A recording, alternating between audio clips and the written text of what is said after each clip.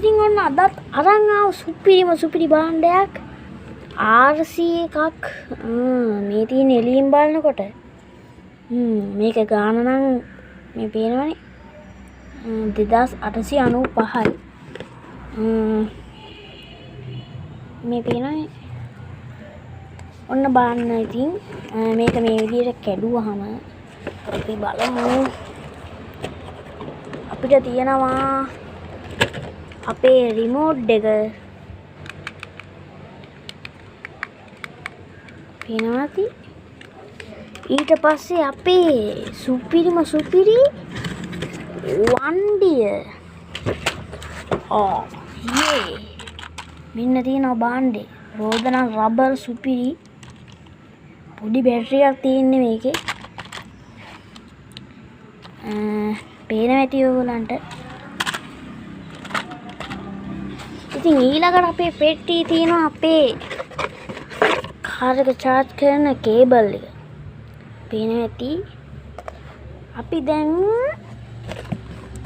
මේක ගලව ගමු. මේකේ යට කෑල්ල ඇනේ sorry.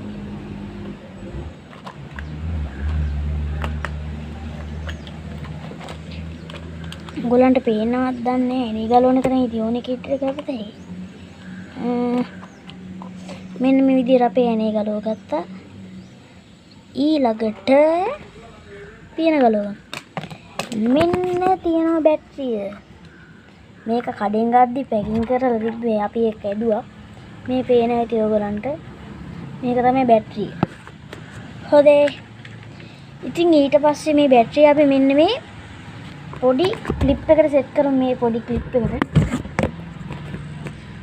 මෙන්න බැටරිය සෙට් කරමු. ඉතින් මේ තින් සෙට් කරා මම. ඊට පස්සේ ඒක දාගෙන අපි charger එක දැන් ඕනේ. ඒක කඩෙන් charge වෙලා තිබ්බ ටිකක් බලමු අපි.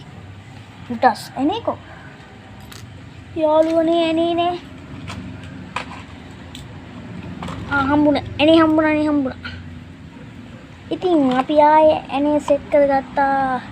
සෙට් කරනවා. තනි වීඩියෝ එකක් දැම්මේ මට දාන්න අමාරුයි. තනි වීඩියෝ.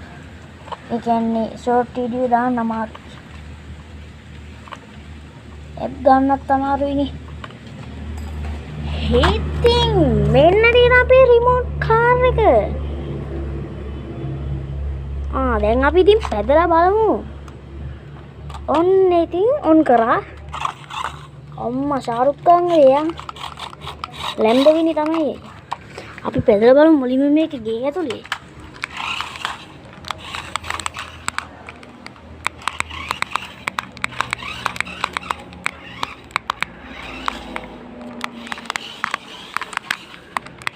සුපිරිට යනවා.